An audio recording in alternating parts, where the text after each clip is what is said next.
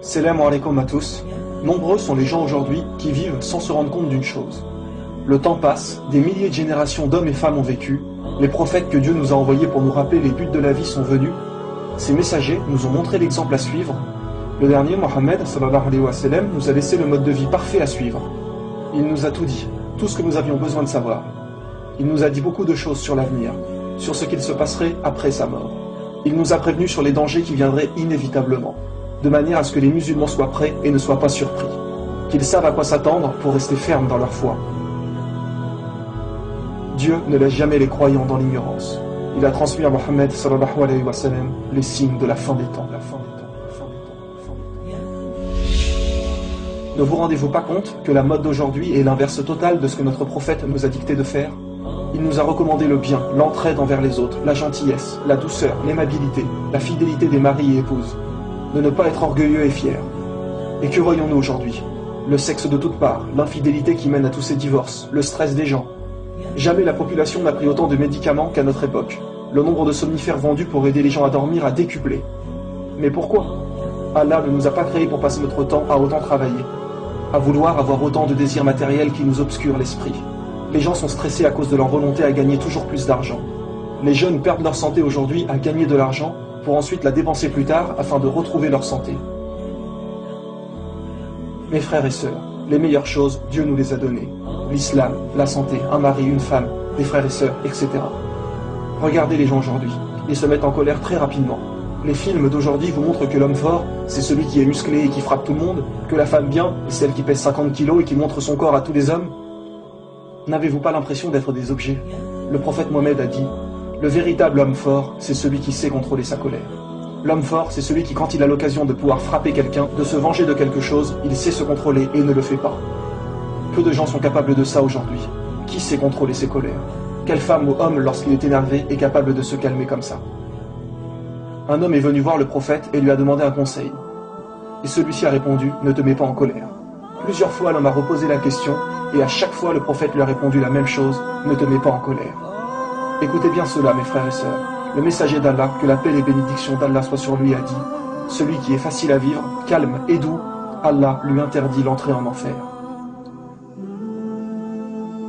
Le messager d'Allah a également dit, le bon comportement est la meilleure chose qui ait été donnée aux gens.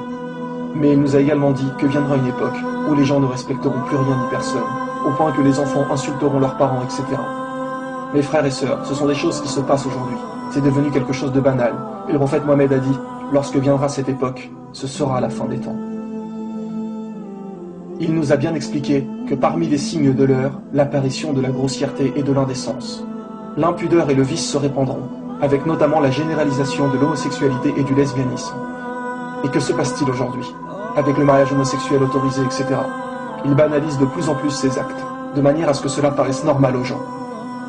Mais dites-moi, quand nous voyons que lorsqu'un homme et une femme ont des rapports et que cela donne un bébé, c'est bien que les choses doivent normalement aller dans ce sens. Car deux hommes et deux femmes peuvent faire ce qu'ils veulent, ils n'obtiendront jamais un enfant. Le prophète sallallahu alayhi wa sallam disait à ce sujet, la fin du monde n'aura pas lieu tant que les gens ne s'accoupleront pas en public dans la rue comme le font les ânes. Et quand nous voyons aujourd'hui tous les films pornographiques produits, les gens qui n'ont plus aucune pudeur et aucune estime d'eux-mêmes. Parmi les signes de l'heure, la généralisation de l'adultère. Cela n'aurait pas pu se produire à aussi grande échelle avant, car aujourd'hui, avec tous ces moyens de rencontrer des filles ou garçons, avec le téléphone, Facebook, Skype, etc., c'est tellement simple de rencontrer quelqu'un et de commettre l'adultère que tout le monde le fait. Il nous est dit, les femmes seront dévêtues tout en étant habillées. Inutile de trop développer cela, nous le voyons tous les jours aujourd'hui. Toutes ces femmes en tenue très courte et serrée, parfois transparent. Nous croisons aujourd'hui des femmes en plein hiver avec des mini-jupes. Ils ne se soucient que d'une chose, attirer le regard des hommes. Certains vêtements sont tellement moulants que c'est presque une deuxième peau. Il y aura également à la fin des temps beaucoup d'actes de fornication. Tous les gens coucheront sans être mariés, juste pour le plaisir et s'amuser.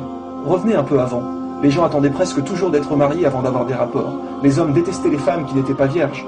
C'était une honte avant de faire cela avant le mariage. Aujourd'hui, il est devenu très difficile de pratiquer correctement sa religion. Les jeunes femmes n'ont pas le droit de porter le voile dans les écoles, on trouve du porc dans de nombreux aliments, les musulmans se font critiquer de partout, etc.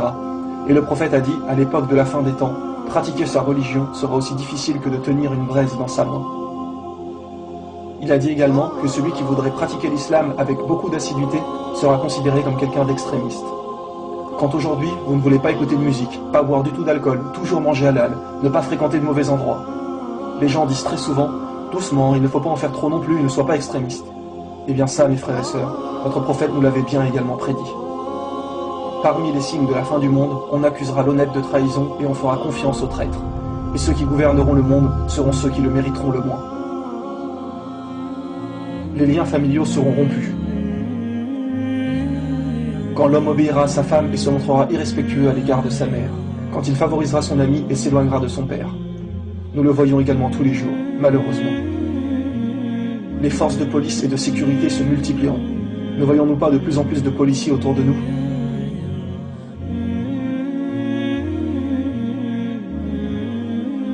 Le prophète a dit qu'à l'époque de la fin des temps, de grands mensonges seront racontés. Regardez aujourd'hui tout ce qu'il nous raconte, au point de ne pas croire en Dieu, comme par exemple la théorie de l'évolution, le fait qu'on aurait pu être créé par des extraterrestres, etc. Pour ceux qui auraient encore des doutes, comment un homme au milieu du désert d'Arabie pouvait savoir tout ça? Comment pouvait-il nous donner autant d'exactitude sur l'époque dans laquelle nous vivons? Le prophète a dit, à l'époque de la fin des temps, les grandes distances seront parcourues en un court laps de temps. Et qu'avons-nous aujourd'hui?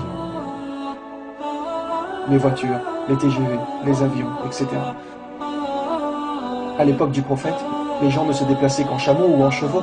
Qui pouvait imaginer le moteur à explosion, l'électricité, etc.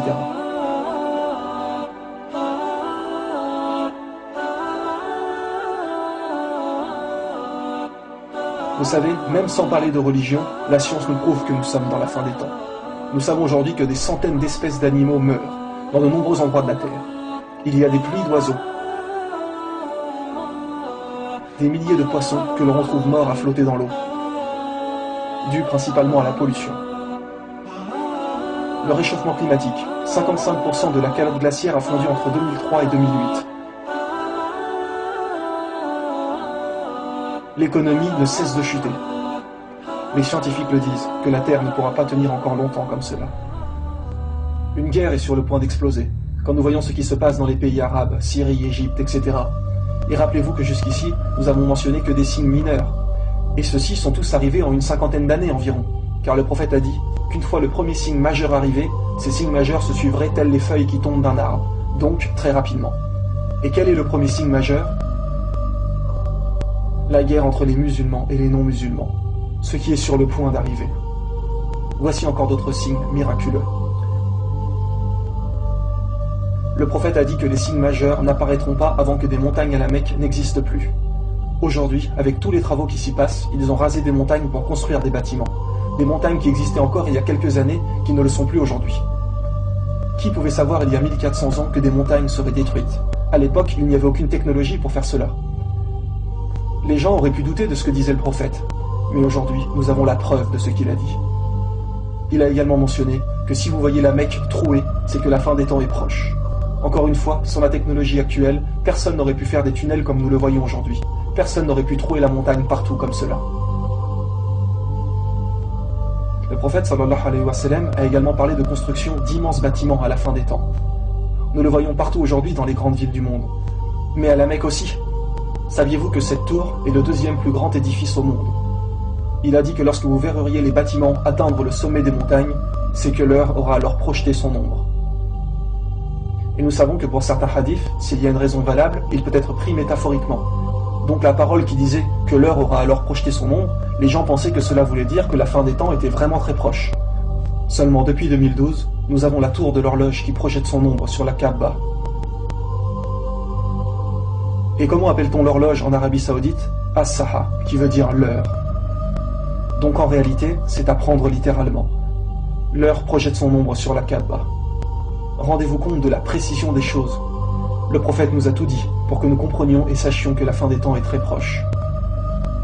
Pourquoi ont-ils construit cette tour? Certaines personnes se diront. Mais sachez que ceux qui gouvernent l'Arabie et qui l'ont fait construire ne sont pas du tout des gens bien. Nous ne critiquerons pas plus par principe. Mais depuis maintenant plus d'un an, l'heure projette son ombre sur la Kaaba.